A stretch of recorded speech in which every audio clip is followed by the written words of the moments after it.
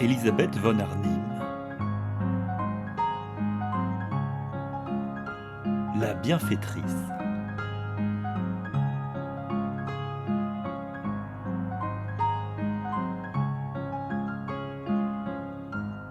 Chapitre 1.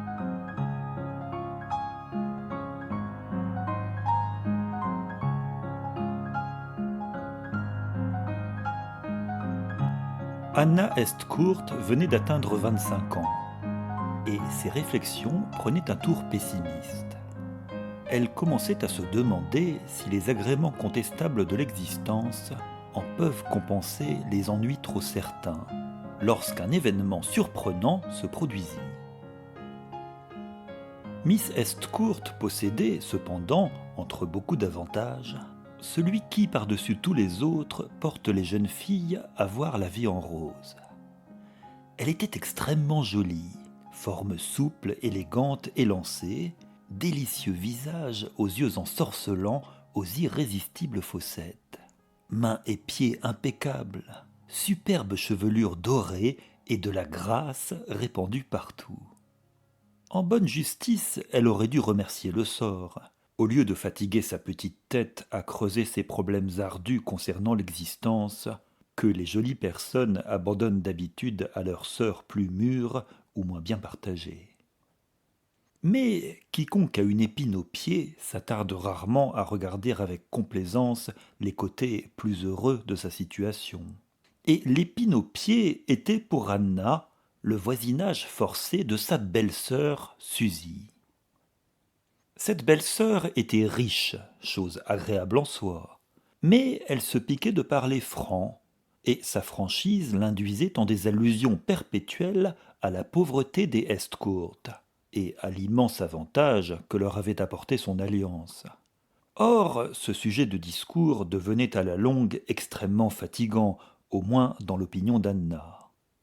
Le mari de Suzy, lui, avait une grâce d'état qui était de ne pas accorder la moindre attention aux paroles de sa femme. Descendant des Estcourt de Devonshire, une illustre maison ruinée, et réduit, pour redorer son blason, à épouser l'argent de Miss Dobbs, Sir Peter se considérait comme parfaitement quitte en ayant conféré son nom à une personne qui n'en avait pas. C'était d'ailleurs un philosophe, et cette race est, comme on sait, portée à regarder de haut les petits tracas de la vie.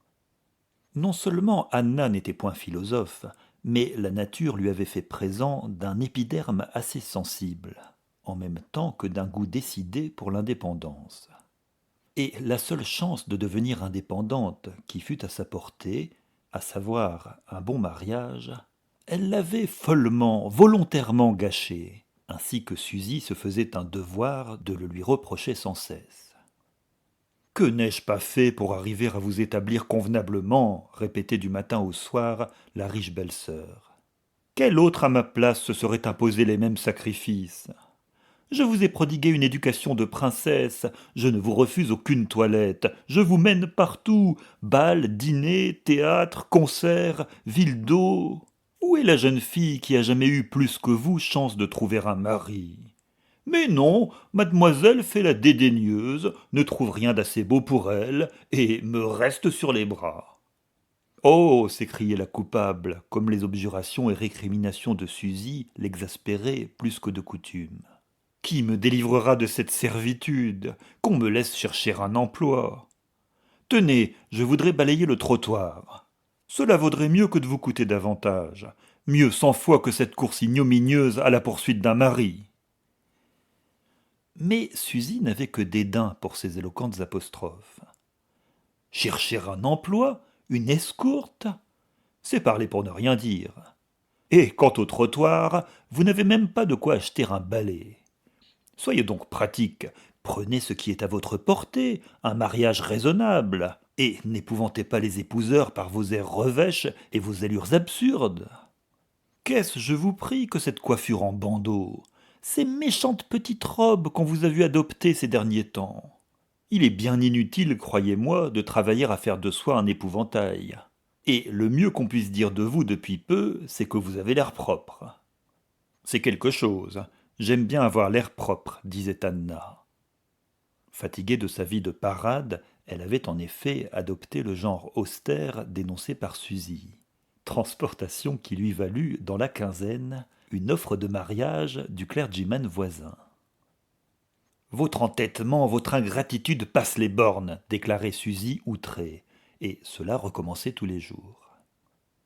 Sir Peter était aussi surpris que sa femme, quand il trouvait le temps d'y penser, que sa charmante sœur n'eût pas depuis longtemps conclu le mariage heureux qu'il souhaitait pour elle à sa manière indolente.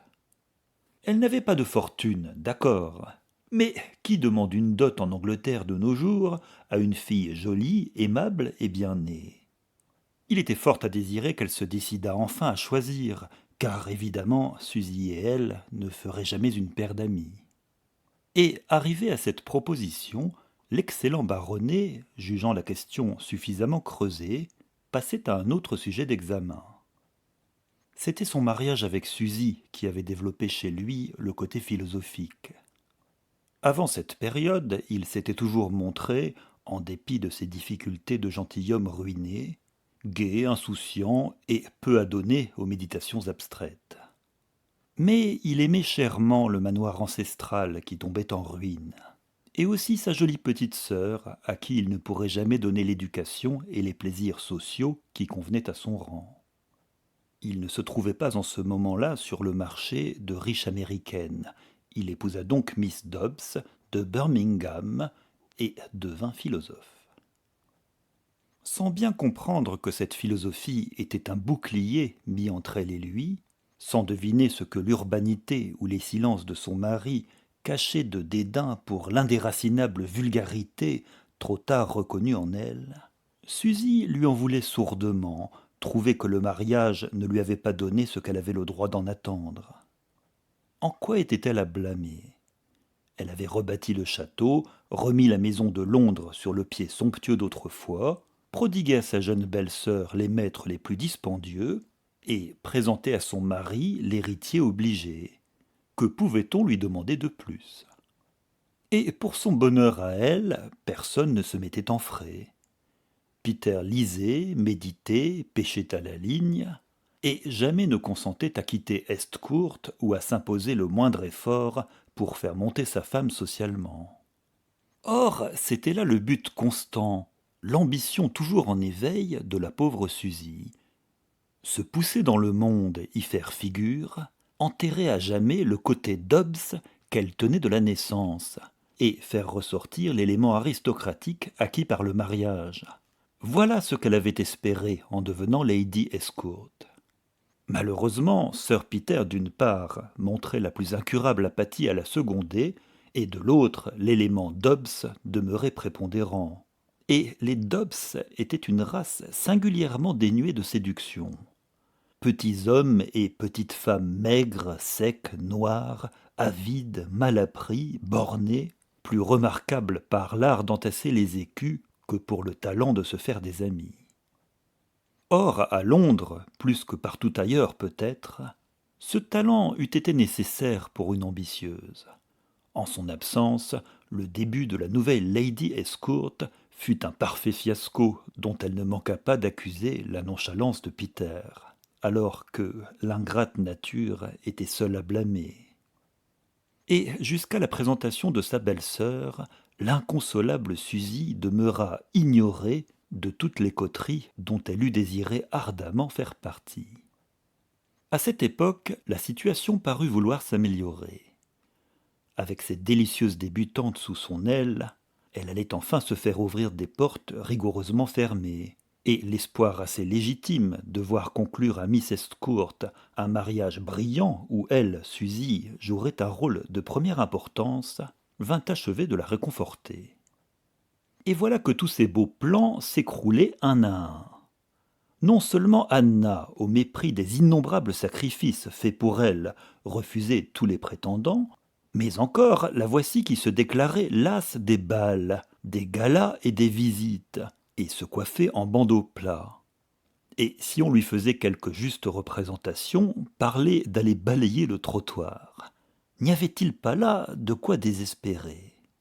Allait-elle tourner à la philosophie comme Peter?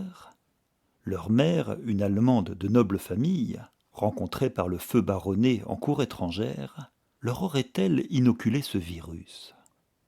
Suzy, pénétrée pour tout l'étranger en bloc du féroce mépris de l'ignorance, attribuait parfois à cette origine ce qui lui demeurait incompréhensible chez les Estcourt, et il lui arrivait à l'occasion d'appeler son mari plaisamment Herr Schopenhauer. Sur quoi les lèvres du baronnet se fermaient plus hermétiquement que jamais, car la gaieté des Dobbs lui paraissait plus objectionable, peut-être, que leur mauvaise humeur. Ainsi, Sir Peter Estcourt pêchait à la ligne, méditant sur la vanité des choses humaines. Suzy poursuivait son inutile course aux honneurs et aux succès mondains, et Anna soupirait vainement pour une vie d'utilité et d'indépendance qui semblait ne jamais devoir être sienne. Parfois, elle se rendait à la cathédrale de Saint-Paul, et parmi les flots de musique céleste et la magnificence du service, elle noyait pour un temps ses perplexités. Là, ses méditations devenaient plus douces, plus empreintes d'espérance. Combien peu il faudrait, souvent, pour rendre heureux des gens qui vivent dans le malaise, la discorde ou le tourment. Oh, que n'était-elle indépendante, que n'avait-elle la liberté, le pouvoir de faire le bien. Avec quelle joie elle embrasserait cette carrière, consoler ceux qui pleurent, nourrir ceux qui ont faim, mettre du soleil dans les existences sombres et des sourires là où ils ont disparu. Et c'est au milieu de cet état de choses que se produisit l'événement dont il a été question plus haut.